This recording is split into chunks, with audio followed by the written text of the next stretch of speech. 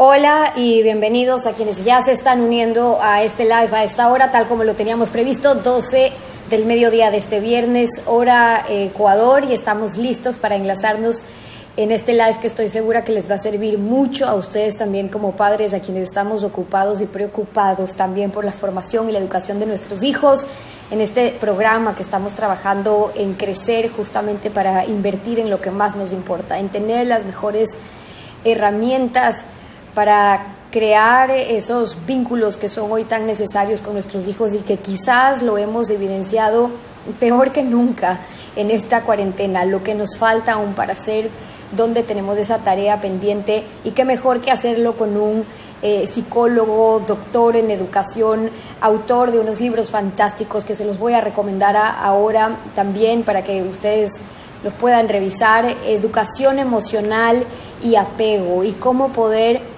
educar a nuestros hijos en el vínculo, pero no en cualquier tipo de vínculo, no en cualquier tipo de apego. A mí me gustaba mucho cómo Rafael Guerrero, que es con quien vamos a conversar en pocos minutos, hace esta diferenciación, porque hoy hablamos mucho de tener esta necesidad de apegos con nuestros hijos, pero ¿cuándo realmente estamos creando esos vínculos afectivos necesarios? Él es conferencista internacional, es profesor universitario y además miembro de la Sociedad Española de Medicina, psicólogos, un perfil que de verdad ustedes lo van a aprovechar. Les recomiendo de corazón, si pueden avisar ahora mismo que nos queda un minuto, pueden ahora mismo contactar, conversar con amigos, familiares que crean que les va a hacer bien ver este encuentro con un experto que nos va a dar muchas guías, muchas luces, parte de lo que necesitamos hoy en la formación de nuestros hijos. Si ustedes me confirman que me ven y me escuchan bien,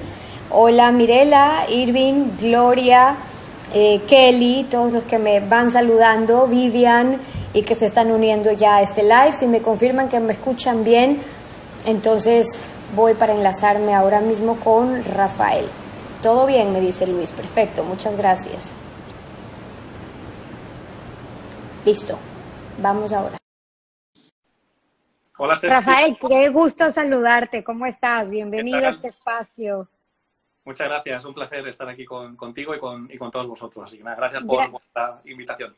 Gracias a ti por aceptar este encuentro, darnos este tiempo y aceptar esta invitación. Hay miles de personas, Rafael, que quisieran aprovechar de tu gran experiencia en temas de formación y educación para hablar de un tema que creo que hoy lo hemos palpado, lo hemos sentido mucho más de cerca, porque nos sentimos más cercanos a nuestros hijos, creemos que hemos estado alejados después de pasar cuántos días en este aislamiento, pero luego nos cuestionamos, Rafael, ¿cómo están realmente establecidos esos vínculos que vamos formando con nuestros hijos? No se trata de estar cerca, de estar siempre, sino que sean vínculos que nos ayuden a crecer. ¿Cómo nos vamos diferenciando?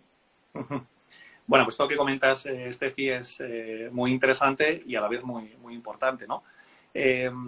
Aquí estamos hablando de vínculos, estamos hablando de apego, de manera de relacionarnos, ¿no?, con nuestros seres queridos y con nuestros cuidadores, ¿no?, en esencia. El apego es una cuestión de supervivencia, ¿no?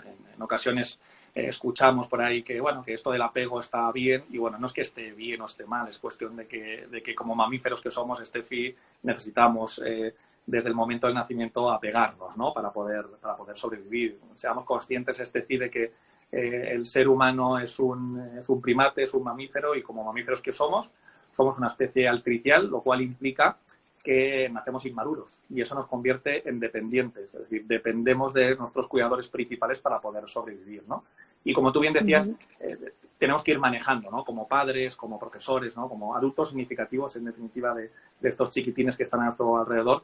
Tenemos que ir manejando muy bien, por un lado, esa protección, esa cercanía, ese cariño, ese amor, y luego también en otras ocasiones también tenemos que saber distanciarnos, ¿no?, y permitirles que vayan creciendo, que vayan siendo autónomos y que se vayan desenvolviendo por sí mismos, ¿no? En ese equilibrio entre la vinculación y el equilibrio, ¿no?, que esto ya lo comentaba Mary Ainsworth, ¿no?, decía que el apego seguro es el correcto equilibrio entre vinculación y autonomía.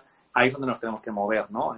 Mamá y papá, que es lo difícil. Tú haces una diferenciación, Rafa, entre esos primeros años donde es entendible que los niños van a depender por completo de nosotros, de los cuidadores, si lo ponemos en términos simples. Pero luego, para que ese apego realmente se convierta en algo significativo, tiene que transformarse, si lo podemos decir, que no resulte mañana una dependencia. Y entonces, a veces, a mí me llama la atención cuando alguien me dice esos niños bien cuidados que tienen ese apego pueden resultar mañana los de mayor autoestima y seguridad, pero también los más mimados o inseguros, porque no sabemos dónde está esa línea que marca esa diferencia.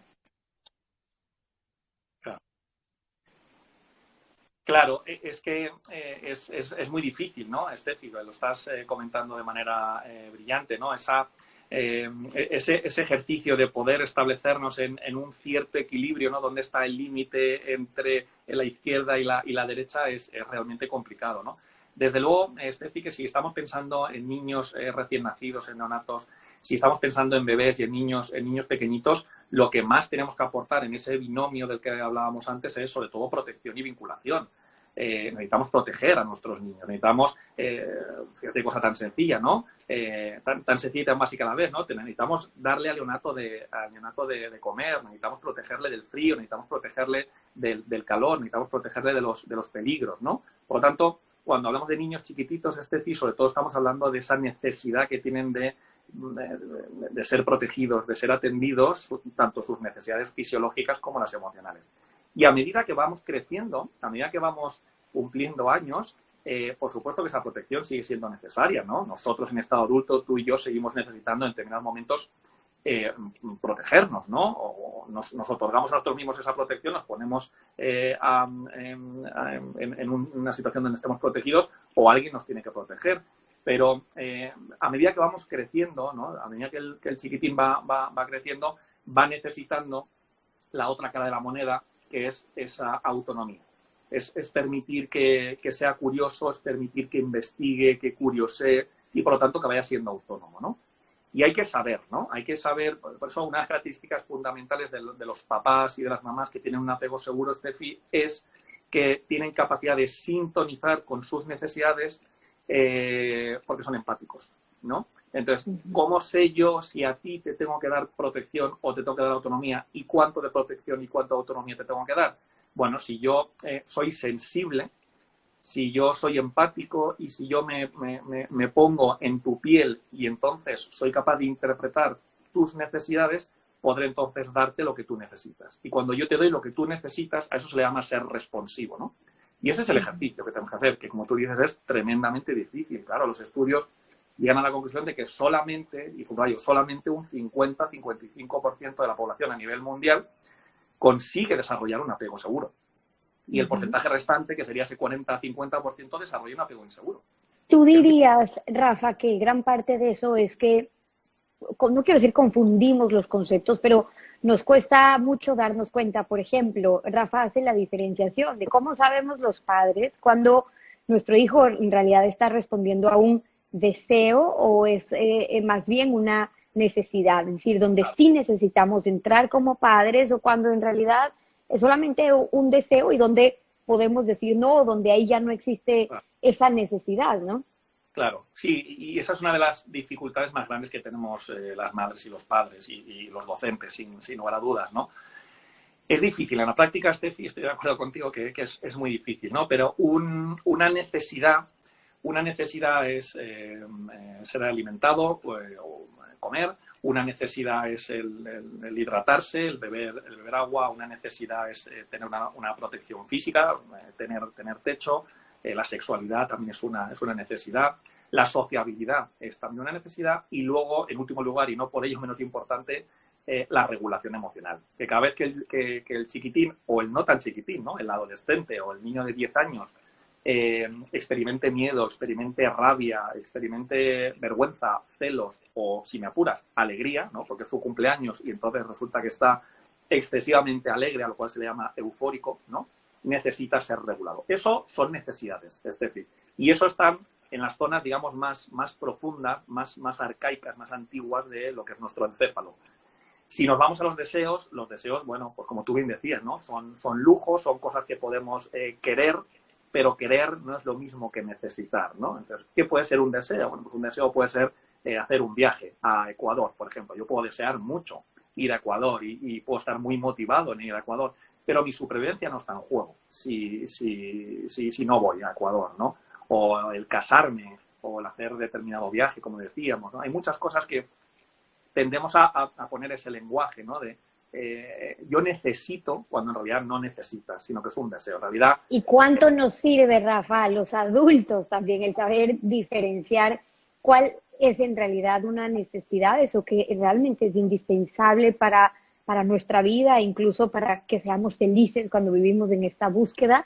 Y otra cosa es que es un deseo que puede ser prescindible, que en realidad podemos Claro. vivir sin eso y nos hace bajarle de ese timón. Rafa, a mí me interesó tratar el tema de formación y de educación de nuestros hijos, primero porque creo que es la solución para construir sociedades donde en realidad estemos trabajando en valores, pero tú sabes que por mi experiencia periodística, pues yo tengo que estar todos los días con políticos, con personajes, y veo que si es que se hubieran trabajado muchos temas en la niñez, si todavía se pueden trabajar temas en casa, el resultado de quienes nos gobiernan, de quienes lideran, de quienes toman nuestras decisiones, también sería distinto. Y por eso creo que es tan importante que conozcamos a nuestros hijos desde pequeños para que les ayudemos, les encaminemos en esa formación.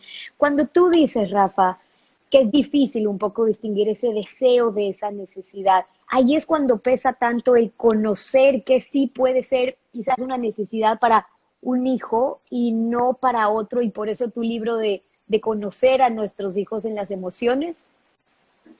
Claro, lo que pasa que volvemos en lo que es la esencia, es decir, somos muy parecidos. Somos muy parecidos. Y cuando digo somos, no me refiero solamente al ser humano.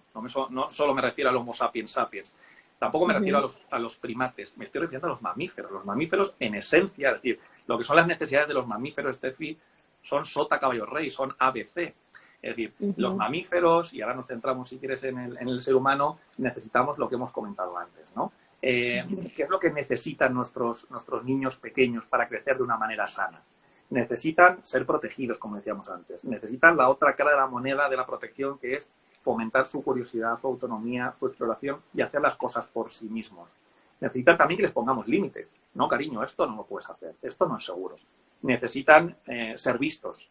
Necesitan que les explicitemos el cariño que les tenemos, ¿no? El que les digamos que les queremos y el que les demostramos que les queremos. Necesitamos fomentar también su identidad. Necesitan también que les ayudemos a regular sus emociones, porque venimos a este mundo, Steffi, sin la capacidad de saber identificar una emoción y sin la capacidad de regular las emociones. Y eso lo tenemos que hacer nosotros como adultos. Si nadie lo va a hacer por ese chiquitín el día de mañana, cuando ya sea una persona, cuando sea un adolescente o sea un adulto, no va a tener capacidad de regular sus emociones, porque esto no se aprende cuando uno consigue la mayoría de edad. Esto no es algo que de repente llegue y ya está. El adulto, que hoy en día es capaz de tener una buena capacidad de regulación emocional, es porque tuvo la suerte de tener unos cuidadores, de tener una mamá, de tener un papá, de tener un entorno, unos adultos significativos que fueron capaces de cubrir esas necesidades, que le identificaron la emoción, que se la permitieron, que se la etiquetaron, que esto es muy importante, ¿no? Y decirle, bueno, Steffi, lo que te pasa es que sientes mucho miedo. Y eso es normal, ¿no? Que seamos capaces de reflexionar en relación a la emoción y que seamos capaces de ayudar a ese niño a regular su emoción porque no tienen herramientas, instrumentos y destrezas para regularlas por sí solos. Es que somos imprescindibles. Es que sin los adultos, los neonatos no sobreviven. Por eso el apego no es una cuestión de está bien esto del apego. No, está bien, no. Es cuestión de vida o muerte. Y cuando lo planteas así, pienso un poco como mamá también en la responsabilidad inmensa que tenemos los padres. Cuando yo conversaba con Alex Rovira, que es español también, recuerdo que Alex me decía, mire, Steffi, es que desde los colegios, así como hay una clase de marketing que nos ayuda a identificar en marketing cómo tiene que ser el estudio de mercado cuando vas a tratar determinada campaña o producto, así deberíamos nosotros conocer las personalidades de quienes nos rodean, de nuestros hijos, porque sabemos cómo responder, con qué estrategia ir, pero es que nadie nos ha enseñado, debería haber una materia para esto, ¿no? Y es un poco lo que a mí me motivó a que sigamos conversando sobre crecer en la formación de nuestros hijos. ¿cuánto crees tú que pesa el que nosotros también seamos analfabetos emocionales, pero que estamos intentando trabajar en eso, por lo menos? Quienes están aquí probablemente es porque tienen un interés en eso. ¿Cuánto pesa eso, Rafa, para que luego podamos en realidad enseñarle a nuestros hijos o ponerlo en práctica en nuestros hijos? Porque si nosotros no sabemos regular nuestras propias emociones, entonces, ¿cómo les enseñamos a ellos que lo hagan? Esto es imposible. Esto es de, como suelo comentar yo, Steffi, esto es lo primero que se cuenta, ¿no?, metafóricamente, en primero de la Facultad de Matemáticas. Es decir, 1 más 1 son 2, y si yo no soy capaz, Steffi, de regular mis emociones, yo no soy capaz de identificar qué me pasa hoy, me encuentro mal, vale, pero ¿qué es lo que te pasa? No lo sé. O sea, si yo no soy capaz de identificar mi emoción, si en realidad siento vergüenza, si en realidad siento miedo, si en realidad me siento triste, si yo no soy capaz de hacerlo en mí mismo, no lo voy a poder hacer ni contigo, ni lo voy a poder hacer con mis hijos. Esto es matemática pura, ¿no? Afortunadamente, la gente que nos está viendo hoy es gente que está muy implicada, que está muy motivada en la educación de sus hijos y en la educación de sus alumnos. Y ya el hecho de que hablemos de esto, el hecho de que nos formemos, el hecho de que reflexionemos en relación a todo esto, Steffi, ya es un punto de partida muy importante. Pero sí que quiero decir una cosa, ¿no? Y es que está muy bien formarse, está muy bien tener mucha información y está muy bien leer mucho en relación a todo esto que estamos hablando, del apego, del vínculo y de la regulación emocional, pero vamos a rebobinar la película. El neonato necesita, esto es una relación vertical, el neonato que está aquí abajo necesita de una figura, un cuidador que sea capaz de darle todo aquello que necesita. Si yo, a medida que he ido creciendo, no he tenido en mis padres, no he tenido en mis cuidadores, quienes hayan sido, da igual quién haya sido, si yo no he recibido esa capacidad de identificar las emociones, de que me las hayan etiquetado, ¿no?, esto que denominamos la mentalización, ¿no?, y la capacidad de regular mis emociones, yo el día de mañana no voy a ser capaz de hacerlo conmigo mismo, no voy a ser capaz de autorregularme, ¿no? Por tanto, esto de los vínculos y del apego, Steffi, no solamente es cuestión de saber mucho, porque una persona puede saber mucho sobre apego, puede saber mucho sobre regulación emocional de manera teórica, pero luego no lo puede poner en marcha. Entonces, no solamente consiste en saber mucho, sino consiste en poder ponerlo en práctica, porque todo esto es transgeneracional. Es decir, yo hoy soy capaz de regular las emociones de mis hijos, a lo cual se le llama heterorregular sus emociones, porque yo soy capaz de autorregularme. Y yo soy capaz de autorregularme porque, a su vez, los abuelos de mi hijo, es decir, mis padres, son capaces, o sea, me heterorregularon a mí y fueron capaces de heterorregularme a mí porque ellos son capaces de autorregularse. O sea, esto es una cadena. Es una cadena. Y esto es lo que te decía, que es matemática pura. Si yo no soy capaz de gestionarme bien emocionalmente, mis hijos no van a aprender ese idioma. Si yo no sé chino, no les puedo enseñar chino a mis hijos. Y alguien me puede decir, o tú me puedes decir, Steffi, venga, Rafa, haz un esfuerzo. No es cuestión de esfuerzo. No es cuestión de estar motivado, no es cuestión de, venga, sí, Steffi, me apetecería mucho hablarte en chino. Ya, pero tú tienes las destrezas. No las tengo. Pues por muy motivado que estés, Rafa, no vas a poder hablar en chino. Lo siento. Ya, pero me apetece mucho. Sí, pero no es cuestión de que te apetezca. No es cuestión de que apetezca. Es cuestión de que tengas esos mimbres y tengas esos recursos. Es transgeneracional. Y a mí me gusta cuando dices que igual no se trata solo de saber, ¿no? A mí mismo me pasa ahora que me he metido a formarme, a leer, a entrevistar a ustedes, a expertos que han dedicado su vida en realidad a la formación, a la educación. Claro, uno pasa tanto tiempo estudiando y dice, tengo que cerrar la puerta a salir y ponerlo en práctica, porque si no, ¿para qué lo estamos haciendo, no? Y en general, digamos que el mundo nos va consumiendo en esa manera, ¿no? En todos los tenemos que, en los debemos, en lo que tenemos que saber, en un colapso de información que nos resta tiempo de en verdad vivirlo, de en verdad ponerlo en práctica. Cuando necesitamos, Rafa, conocer esas emociones, tú nos dices en tu libro que las emociones son necesarias para nuestra supervivencia, todas, porque a veces queremos deslindarnos de uno, ¿no? De quitarles de la ira, quitarles de muchas cosas que les pueden generar sufrimiento. Pero tú dices, ojo, son necesarias y tan necesarias que más bien hay que enseñarles a saber cómo sobrellevarlas, no bloquearlas.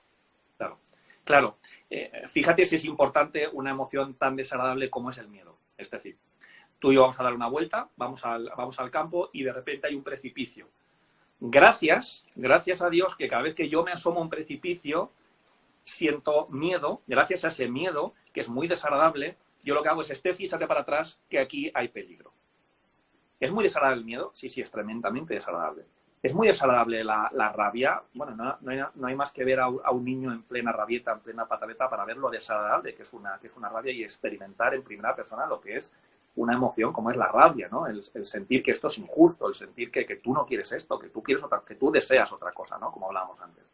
Las emociones de defensa, ¿no? Las emociones como el miedo, la rabia y la tristeza, como tres emociones principales de defensa, habría otras muchas, ¿no? Como los celos, la vergüenza, el asco, ¿no? Son tremendamente importantes, igual que lo son las agradables. Porque todas las emociones, como te decías antes, Estefi, nos aportan una información. Cada vez que yo siento rabia, hay algo que me parece que es injusto y por eso surge la rabia. Cada vez que yo siento tristeza es porque he perdido algo. Y cada vez que yo experimento miedo es porque hay un peligro, que puede ser un peligro imaginario. A lo mejor yo siento miedo porque me estoy imaginando que alguien va a entrar en casa o que hay un fantasma aquí en mi despacho. Puede ser real, imaginario, puede ser muy intenso o poco intenso, pero todas las emociones nos invitan a algo. La alegría me invita a compartir con los demás. Corporalmente yo me hago grande con la alegría, nos hacemos grandes, tendemos a abrazar, tendemos a compartir, tendemos a celebrar. Todas las emociones, Estefi, nos aportan una información. Lo que tenemos que hacer es escucharlas, es pasar esas emociones a nuestra parte de la corteza prefrontal, ¿no? que se ubica justo aquí y que es la parte más consciente de nuestro cerebro, para poder pensar por qué yo me siento mal. ¿Y exactamente mal qué es? ¿Siento vergüenza? ¿Siento celos? ¿Siento miedo? ¿Qué es lo que siento? ¿Y por qué lo siento? Y si somos capaces de ir haciendo ese ejercicio, vamos a ir aprendiendo mucho de las emociones. Porque, claro, es que el problema es que somos, como decía Goleman, ¿no? Analfabetos emocionales. Entonces, tenemos que aprender a hablar este idioma. Las emociones son imprescindibles, por eso llevan con nosotros 180 millones de años. Ahora, hay digamos, un entendimiento que creo que nos viene bien a todos saberlo. Cuando tú hablas de ese esfuerzo que deberíamos tener, tú lo explicarás ahora mejor sobre lo que ocurre incluso en nuestro cerebro. A mí me gusta explicar que mucho de lo que ocurre aquí no es un tema además solo de deducción, sino de conocimiento, de ciencia, de entendimiento de lo que pasa. Del lado de las emociones, de nuestras hormonas, de lo que está pasando, de lo que estamos sintiendo, también de lo que está ocurriendo en las neuronas, cómo están funcionando en nuestro cerebro.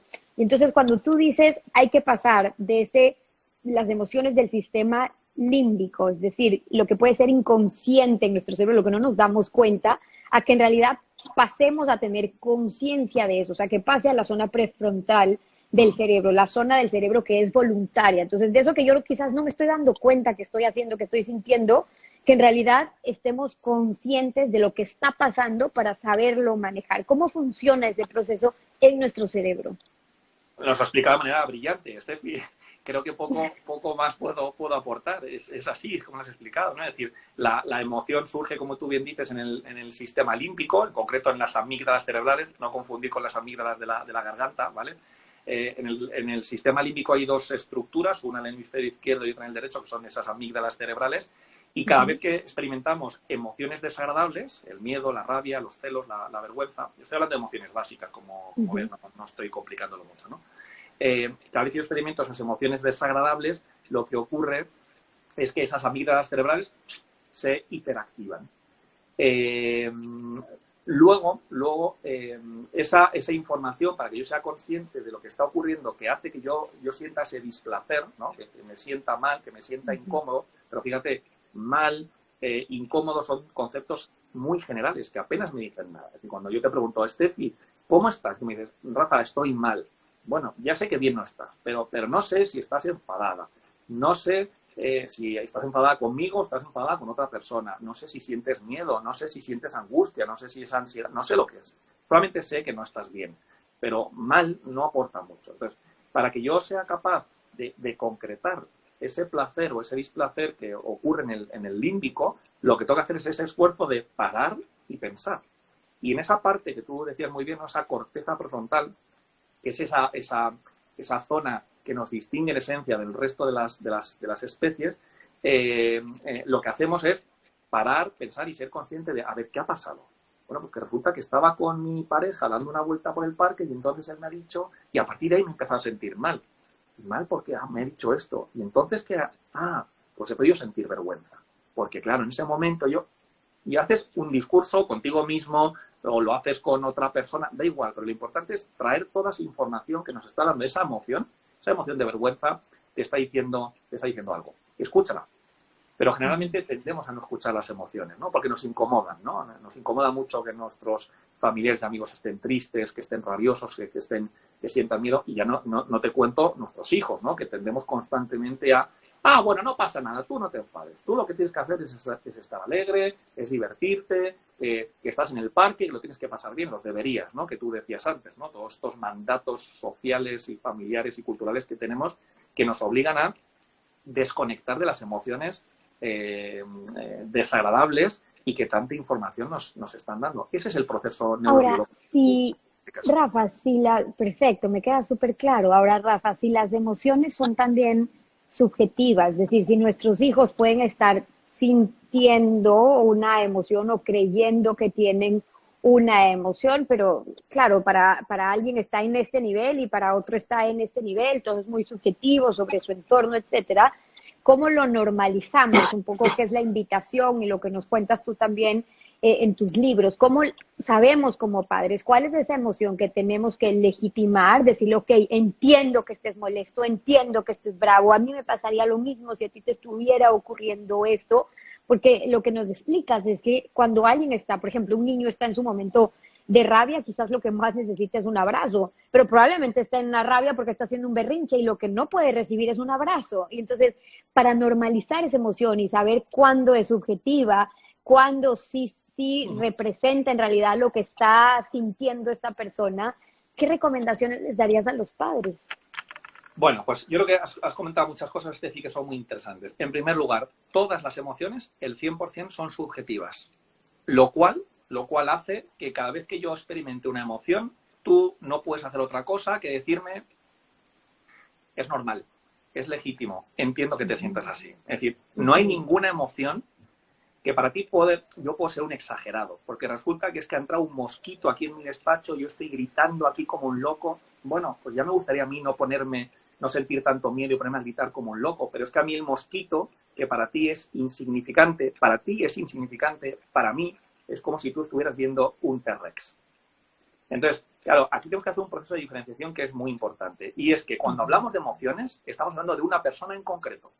Cuando yo te digo, Steffi, ante este comentario que me has hecho, he sentido mucha vergüenza, lo único que podemos hacer es, tú deberías hacer ese viaje empático de meterte en mi cabecita, meterte en mi límbico y entender qué ha pasado, qué has dicho tú o qué has dejado de decir para que yo sienta vergüenza. Pero no hay ninguna justificación. Ninguna justificación. Es decir, tú en ningún momento podrías decirme que yo soy un exagerado, o que yo debería sentir alegría ante este hecho, o que yo debería dejar de sentir miedo, porque en realidad eso es una tontería. ¿Cómo le voy a decir yo a mi hijo cuando se va a dormir, que me dice, papá, tengo miedo de que tenga una bruja a este cuarto? ¿Cómo le voy a decir yo, hijo, eso es una tontería? Porque no solamente es que no le esté atendiendo, sino que le estoy anulando como persona. Entonces, como tú bien decías, tenemos que legitimar no solamente la emoción, el 100% de las emociones que experimentamos, tanto niños como adultos, todas son legítimas, todas las tenemos que acoger.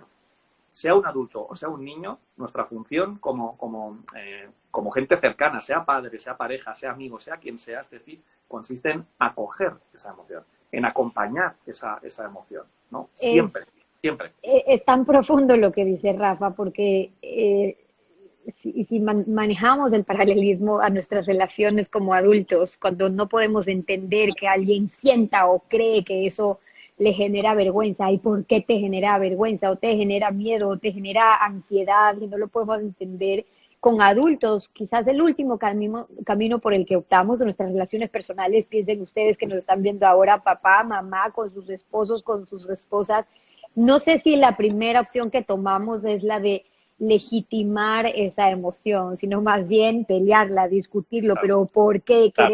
Querer entenderla, es decir, ese mismo proceso que es el que tenemos que llevar con los niños, es el que sin darnos cuenta, Rafa, lo aplicamos en nuestras relaciones. ¿Por qué no es esa porque esa no termina siendo nuestra primera opción, la de legitimar, ¿verdad?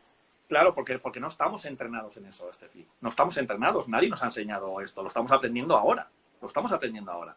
Entonces, claro, ¿qué es lo que ocurre? Que tú vienes y me dices, Rafa, vamos a coger un avión, tú y yo, ¿vale? Y entonces tú me dices, lo estoy pasando fatal porque me da muchísimo miedo montar en avión. Y entonces yo, en vez de hacer lo que tengo que hacer, que es meterme en tu límbico, entender tu emoción, normalizar tu emoción y tratar de acompañarte y de calmarte, lo que hago es, pues, Estefi, la verdad que no lo puedo entender. Menuda tontería. Pero tú no sabes, Estefi, que el medio de transporte más seguro es el avión. Fíjate cómo, con muy buena intención, estoy tratando de ayudarte, pero estoy muy mal encaminado. Porque estoy hablando desde mi posición. Y cuando alguien siente una emoción, que en este caso es Estefi, no soy yo, es Estefi quien experimenta la emoción de miedo, lo que no puedo hacer es desde fuera, desde mí, juzgar esa emoción.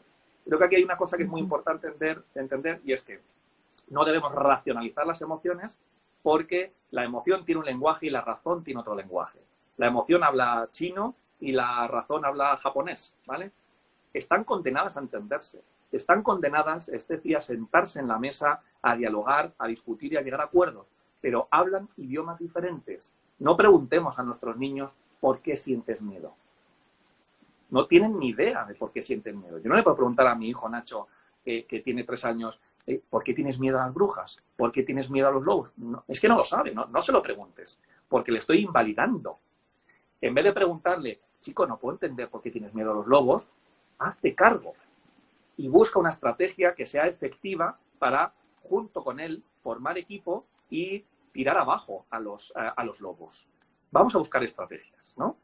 Otra cosa que creo también es muy importante que las mamás y los papás sepan, Estefi, es que una cosa es la emoción y otra cosa es la conducta. Yo puedo estar muy enfadado con mi hijo, ¿vale? Y esa emoción, como hemos dicho antes, es completamente legítima en el 100% de los casos. Y alguien desde fuera puede decir que yo soy muy exagerado, fenomenal, pero es legítima.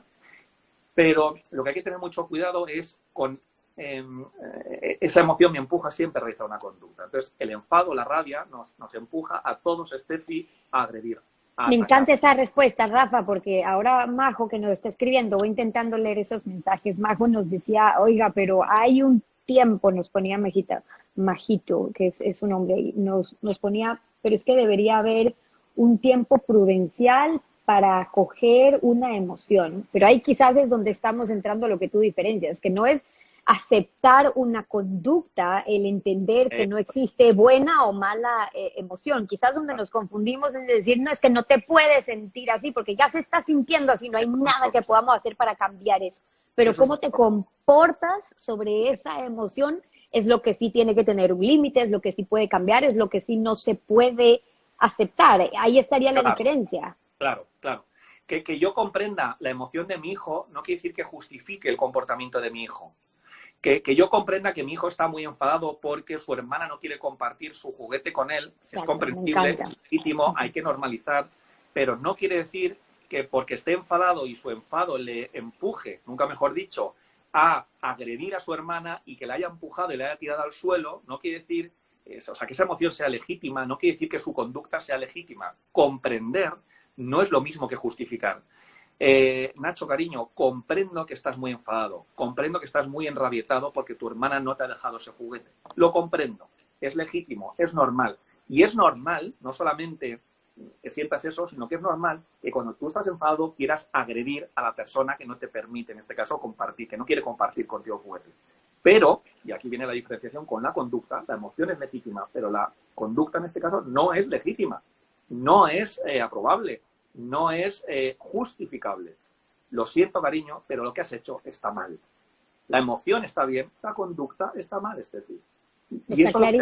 Está clarísima la diferenciación. Creo que nos das muchas luces sobre eso. Yo me río, Rafa, cuando hablas de eso, porque quizás como madre me resulta, y creo que muchos se podrán identificar acá, si somos sinceros, como madre me resulta fácil, ¿no? Poder abordarlo así. Yo entiendo que te sientas así, pero la conducta... Pero con los adultos, ¿cuántas veces empezamos por entender cómo se están sintiendo? Es legitimar justamente esa emoción, porque ahí es cuando nos cuesta mucho más. Y por eso empezar desde niños para que ellos sepan y que mañana no les cueste lo que nos cueste a nosotros. Pero tú haces mucho hincapié en cómo les ayuda el saber manejar desde el apego, desde las emociones, Rafa, a la resolución de conflictos. Yo creo que el mundo hoy tiene que hacer a niños, tiene que fomentar el que tengamos niños preparados para la resolución de conflictos que quizás nosotros mismos hoy no imaginamos y a los que van a estar expuestos las nuevas generaciones. ¿Cómo este manejo justamente les ayuda, les ayudamos a ellos en la resolución de conflictos? ¿Con qué claves? Es vital, es vital. Para mí, yo creo que puede haber pocas cosas que sean básicas, relevantes y muy importantes en esta vida, y una de ellas es esta. Es decir, no creo que haya cosa más cardinal, más de esqueleto, más de raíz que un correcto vínculo y que una correcta gestión emocional. Date cuenta, Steffi, que en función de la capacidad que nosotros tengamos para gestionar nuestros impulsos, nuestras emociones, nuestros pensamientos, ¿no? Nuestras ideas, vamos a estar más o menos adaptados. ¿Qué nos dice la experiencia y qué nos dicen los estudios? Bueno, pues que aquellos niños, aquellos jóvenes y aquellos adultos que tienen una buena capacidad de regulación emocional, ¿vale? Son personas que tienen una autoestima suficientemente buena, son personas resilientes, toman decisiones más acertadas y más adaptadas. Como tú decías, van a tener una menor capacidad de, una menor número de conflictos, ¿no? Van a poder trabajar mejor en equipo. Van a ser personas, en definitiva, que van a entender que el error es parte de ese aprendizaje. No tienen problemas en pedir ayuda, no tienen problemas en en reconocer sus limitaciones. En definitiva, son personas más felices, más adaptadas. ¿Por qué? Porque la vida, Steffi, es conflictuante. O sea, constantemente tenemos conflictos de todo tipo, de todo tipo. Y entonces, el hecho de que yo tenga recursos para poder gestionarlos de una manera, no digo perfecta, digo, Steffi, suficientemente buena. Ya está, ya está. Pues con eso es más que suficiente. Ahora, aquellos niños que no han sido entrenados en esta identificación de las emociones, que no les han legitimado sus emociones, que no les han enseñado estrategias, trucos para calmar la rabia, para sentirse tristes, porque tenemos todo el derecho al mundo a sentirnos tristes ante determinadas pérdidas, a pesar de que la sociedad no me permita estar triste. Hay que estar alegres, ¿no? Este es el mensaje de Mr. Wonderful, hay que estar alegres porque la vida son 2 días. Pues oiga, a lo mejor es que no tengo yo hoy el día o la época para estar alegre. Es que la tristeza también me está aportando una información que es súper relevante, ¿no? Entonces, estos niños que no son entrenados de esta manera van a tener las consecuencias contrarias a lo que hemos comentado antes. Van a tener la autoestima baja, van a ser poco resilientes, van a tener mayor probabilidad de caer en adicciones, sin lugar a dudas, porque van a buscar fuera lo que no tienen dentro, ¿no? Van a tener mucho más conflicto, van a tener muchas más rupturas matrimoniales, en definitiva. Estos niños que crecen sin estos apegos, sin estos vínculos, por eso a mí me llamaba la atención que tus libros los hayas dedicado justamente de todos los temas en los que te puedes enfocar, que lo enfoques en el vínculo, ¿no? En los apegos. Yo creo que en países como en los nuestros, en Ecuador me refiero a países que seguimos en desarrollo de muchos temas, justamente estamos viviendo las consecuencias de estos niños que nacieron sin apego, que nacieron sin crear esos vínculos y hoy viven en un mecanismo de defensa que nos cuesta aceptar y que ya está tornado más bien en temas de violencia. Y es aquel que pega a su esposa, y es aquel que ofende al hijo, es aquel que nos sigue sumando esa estadística de todos los casos de inseguridad que vivimos en este país y en muchos países de quienes nos están viendo ahora mismo. Por eso es que recalco, y yo siempre recalco, que hay que empezar aquí para evitar los problemas que hoy estamos lamentando en un futuro, donde cuando hablamos incluso ya de política pública o de otros temas, empiezan en estas raíces que son justamente en nuestras casas. Rafa, se me está acabando el tiempo, pero no quiero dejar de preguntarte 3 temas de los que tú haces énfasis cuando hablas en tus capítulos sobre el sueño, sobre la alimentación, sobre el juego, sobre el abuso de los dispositivos electrónicos que influyen en los vínculos que podemos establecer con nuestros hijos. El sueño, ¿por qué le das importancia? Un capítulo para hablar justamente de cómo el sueño nos puede ayudar o más bien desfavorecer. Claro. A ver, sí, en mi último libro, como bien dices, Steffi, hablo de varios factores, ¿no? que pueden favorecer o que pueden perjudicar al correcto desarrollo de un buen vínculo, ¿no? Y uno de ellos es, desde luego, el sueño, ¿no? ¿Cómo ayudamos a nuestros hijos a adquirir, ¿no? ese hábito, ¿no? De ir a dormir? Hay muchos métodos, ¿no? Y hablo de los principales en mi libro, ¿no? El famoso método Ferber, ¿no? Que consiste, ¿no? en dejar al niño llorar y que, bueno, pues tarde o temprano acabará cansado se acostumbrará. Y desde luego que se acostumbra, claro, porque al final el ser humano se acostumbra absolutamente a todo.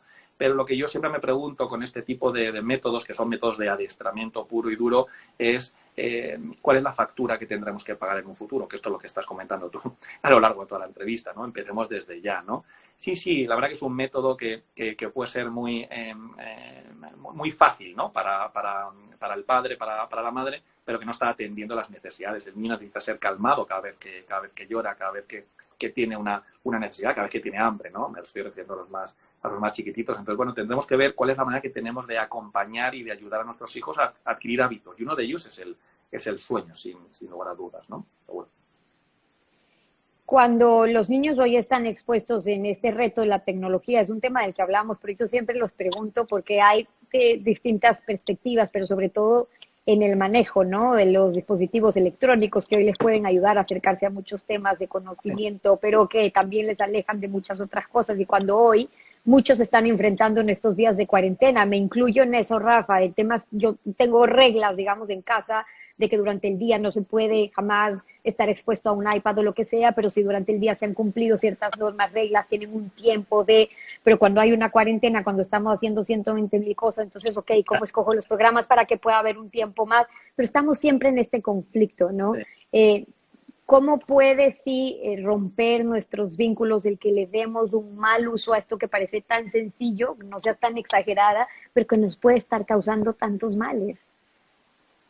Una vez más, Steffi, me vas a permitir que vuelva otra vez al inicio de todo esto, y es que somos mamíferos. El mamífero no necesita plasma, el mamífero no necesita tecnología, el mamífero no necesita wifi.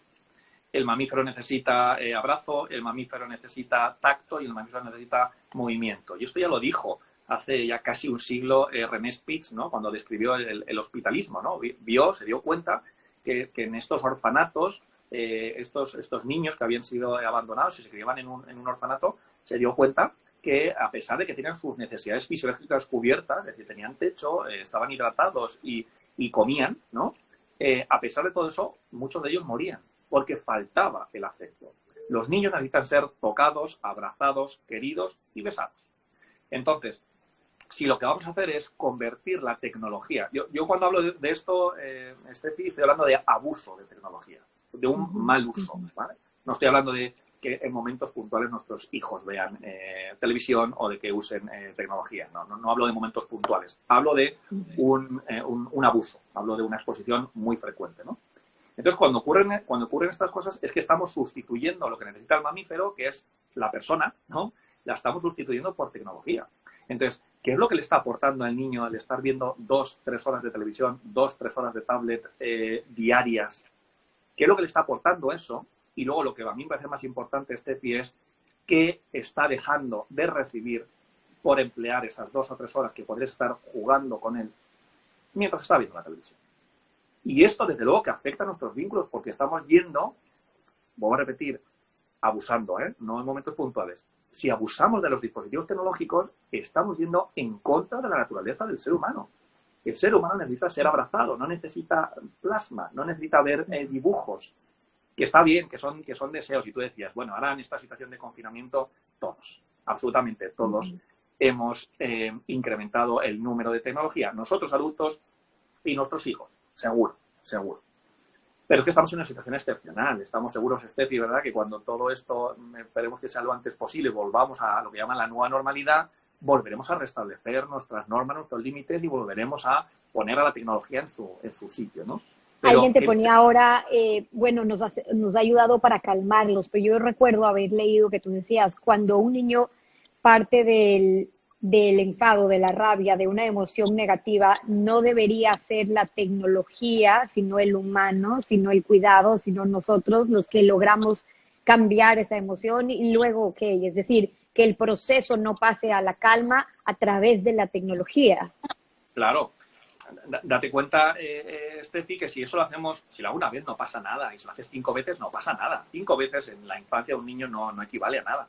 Pero si mi manera de actuar cada vez que mi hijo está enrabietado, cada vez que mi hijo se siente triste, consiste en que yo le dé el dispositivo, porque en realidad lo que él quiere es ver los dibujos, lo que él quiere es jugar a esta aplicación, que vamos a reflexionar en relación a esto. ¿Qué mensaje le estoy dando a mi hijo? Le estoy dando el mensaje que el día de mañana, cuando sea adulto y su jefe se enfade con él, lo que tiene que hacer es buscar una solución externa.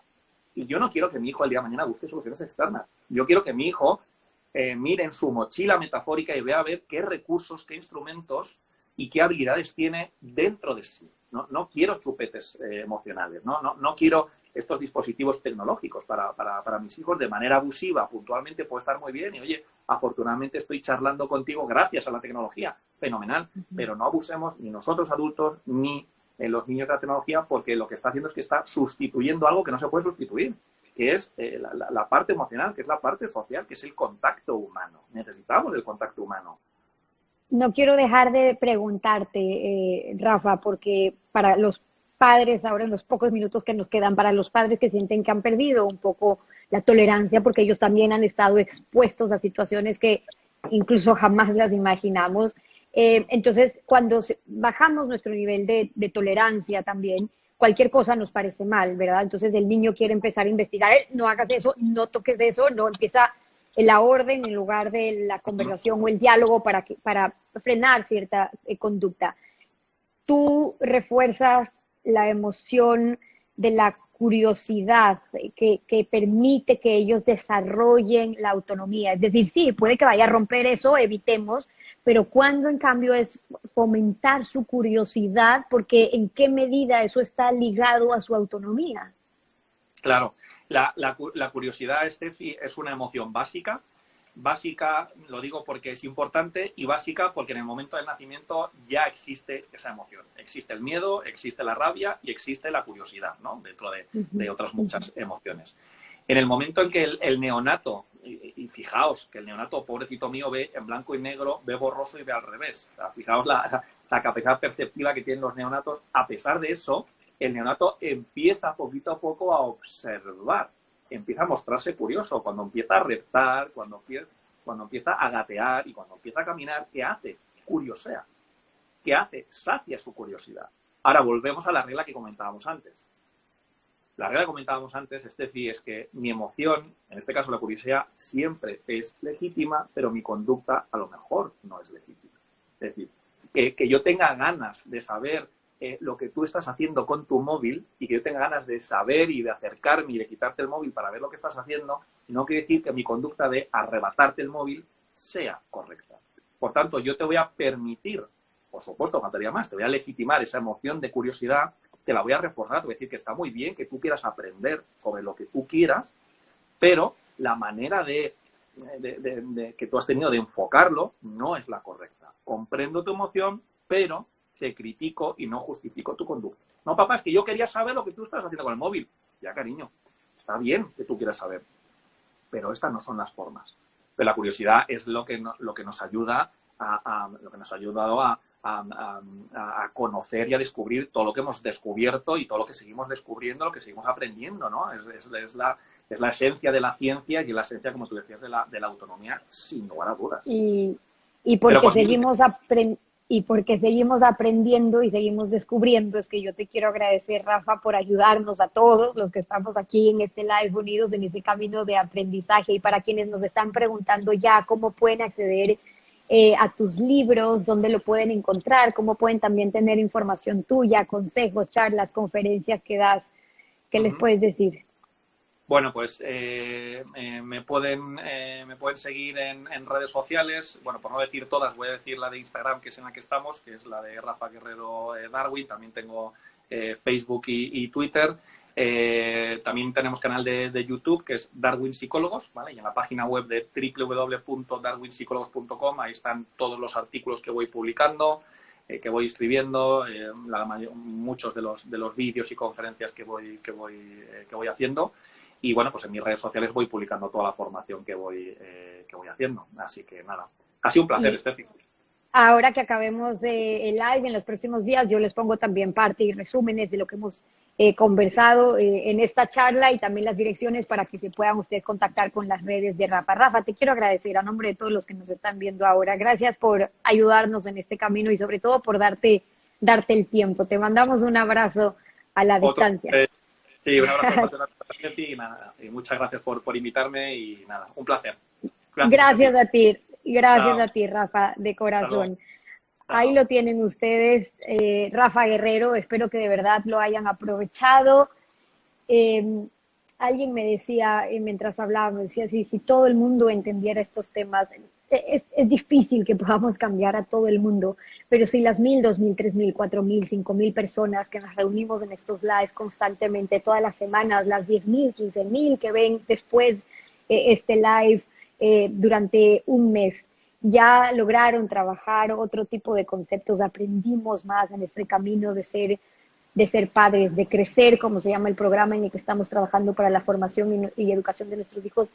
Créanme que ya hemos hecho bastante. A veces esperamos que sean únicamente nuestros gobernantes o líderes los que logran poner no solo en política pública, sino trasladar todos estos temas, y a veces el cambio empieza únicamente en nosotros, y por eso hay que trabajar en este grupo, en las miles de personas que nos están escribiendo ahora. Gracias, Lito nos dice, deberían darse más de este tipo de contenidos. Lo estoy haciendo semanalmente y créanme que por tiempo es todo lo que puedo. Hago maravillas para lograr hacerlo, porque poder conversar con hoy, por ejemplo, un doctor en educación, autor de varios libros,